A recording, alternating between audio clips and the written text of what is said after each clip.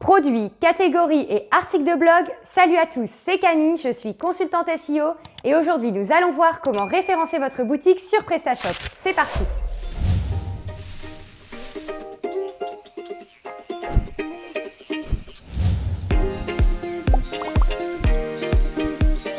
PrestaShop est le CMS incontournable du e-commerce. Avec de très bons taux de conversion, il est adapté aux sites ayant un grand nombre de catégories et de produits. Beaucoup de belles boutiques en ligne se sont développées sur PrestaShop et continuent d'avoir d'excellentes performances SEO. Toutefois, il n'est pas si simple de faire du SEO sur PrestaShop, et c'est le cas pour tous les CMS e-commerce comme Shopify ou Magento. Un site PrestaShop sera souvent limité en termes de liberté créative et demandera beaucoup plus de travail pour l'intégration de contenus SEO-friendly à vos pages catégories et à vos pages produits. Alors, comment référencer au mieux votre site PrestaShop sur les moteurs de recherche? C'est ce que nous allons voir dans cette vidéo. C'est parti! Commençons par parler structure de site. Avant toute chose, il faudra veiller à avoir une bonne structure SEO. Pour cela, nous vous recommandons de créer un méga menu listant toutes vos catégories et sous-catégories. Car oui, il faudra catégoriser au maximum vos produits afin de vous positionner sur un ensemble plus large de requêtes transactionnelles. Par exemple, si vous vendez des bagues, il faudra alors sous-catégoriser en bagues en argent, bagues en or, bagues hommes, bagues femmes, etc. Plus vous sous-catégorisez vos produits, plus vous pourrez vous positionner sur des requêtes dites de longue traîne et donc moins concurrentielles. Veillez cependant à garder un volume de recherche suffisant pour chaque catégorie. Nous vous recommandons d'utiliser les filtres à condition d'avoir une URL distincte pour chaque sous-catégorie.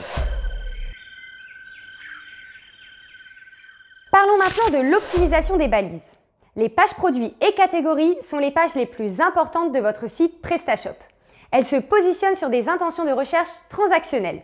Autrement dit, positionner vos pages catégories et produits vous rapportera non seulement des visites, mais surtout des conversions. Il est donc primordial de les optimiser aux petits oignons pour Google.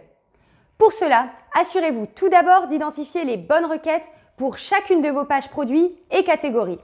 Il faut qu'elles soient fidèles à la proposition tout en ayant un bon volume de recherche. Une fois la requête identifiée, intégrez-la directement en début de vos balises meta-title, meta-description, HN et vos balises alt. Nous vous conseillons également d'intégrer les rich snippets à vos pages produits pour améliorer votre taux de clic. Parlons maintenant intégration de contenu. Avec une bonne structure et des pages bien balisées, vous serez en mesure de mettre en place une stratégie de création de contenu par silo. L'idée ici est d'ajouter du contenu directement à vos pages transactionnelles ou créer des pages informationnelles comme des comparatifs ou des articles de blog par exemple. Pour en savoir plus sur la création d'une structure en silo, vous pouvez regarder notre vidéo sur le cocon sémantique juste ici. Concernant la création d'articles, attention à ne pas parler de vos produits, mais bien des problèmes que rencontrent vos clients.